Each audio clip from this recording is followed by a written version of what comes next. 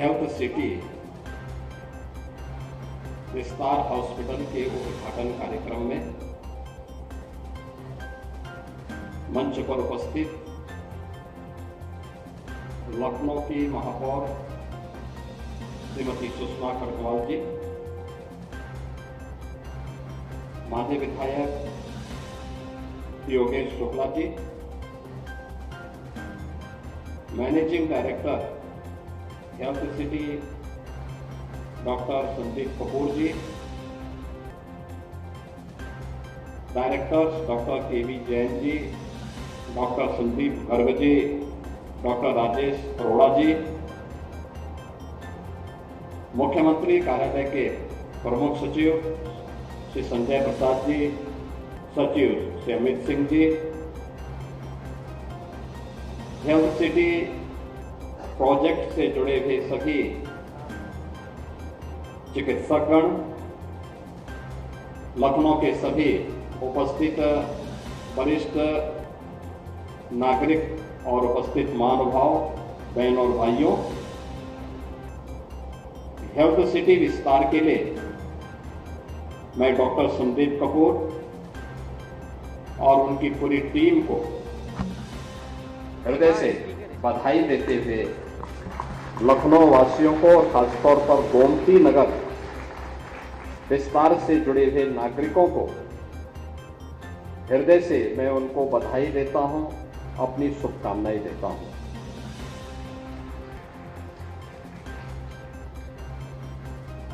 उत्तर प्रदेश जो देश की आबादी का सबसे बड़ा राज्य है, 25 करोड़ की आबादी उत्तर प्रदेश में निवास करती है।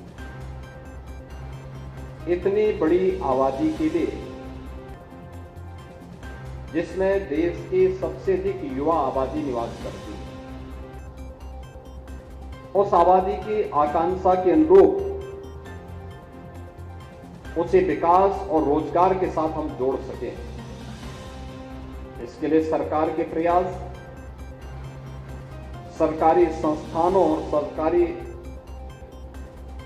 सेवा में तो उन्हें सम्मानजनक स्थान प्राप्त हो ही, लेकिन निजी क्षेत्र की सहभागिता के बगैर इसको विस्तार नहीं दिया जा सकता।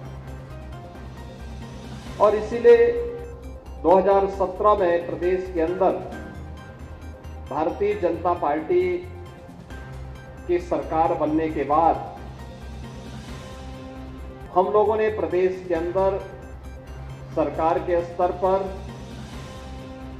सरकार के सहयोग से और निजी क्षेत्र में कहां-कहां संभावनाएं बन सकती हैं, नौकरी, रोजगार, स्वतः रोजगार, इन सभी संभावनाओं को आगे बढ़ाने का कार्य प्रारंभ किया। और उसी क्रम में जहां हम लोग 6.5 लाख से अधिक सरकारी नौकरी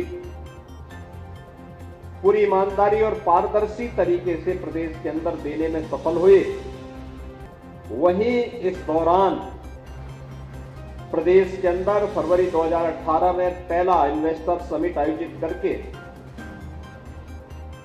हम लोगों ने प्रदेश में निवेश की संभावनाओं के लिए भी एक द्वार खोले थे।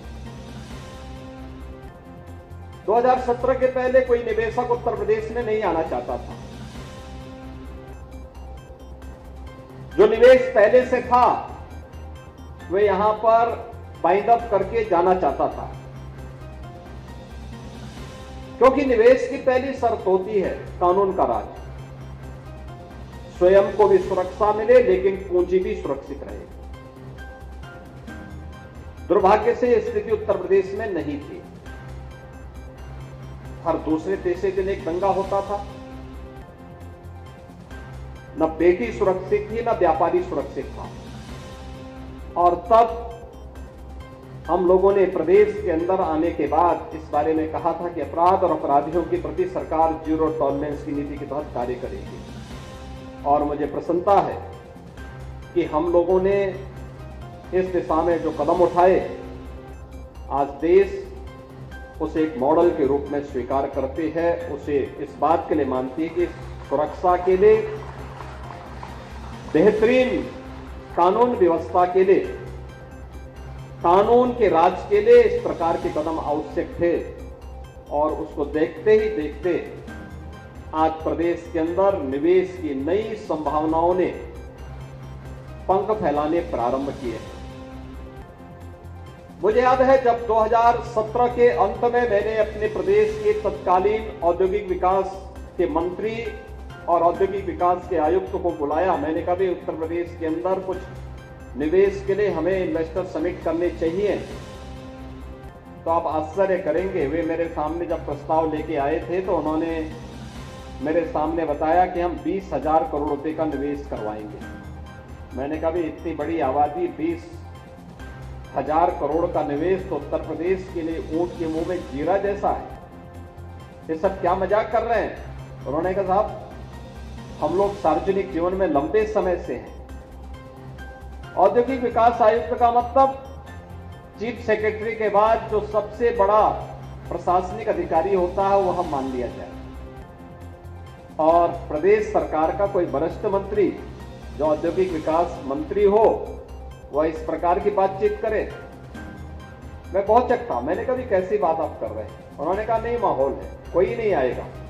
मैंने कहा हम प्रयास तो करें, और फिर हम लोगों ने प्रयास प्रारंभ किया। अभी जो हमारे इस क्षेत्र के लोकप्रिय विधायक योगेश शुक्ला जी जो कह रहे थे कि पहले इन्वेस्टर समिट में हमें 4 लाख करोड़ रुपए के प्रस्ताव प्राप्त हुए, लेकिन जब दूसरा इन्वेस्टर समिट फरवरी 2023 में हमने किया, 4 लाख से बढ़कर के 40 लाख तक पहुंच गया। 40 लाख करोड़ रुपए का निवेश।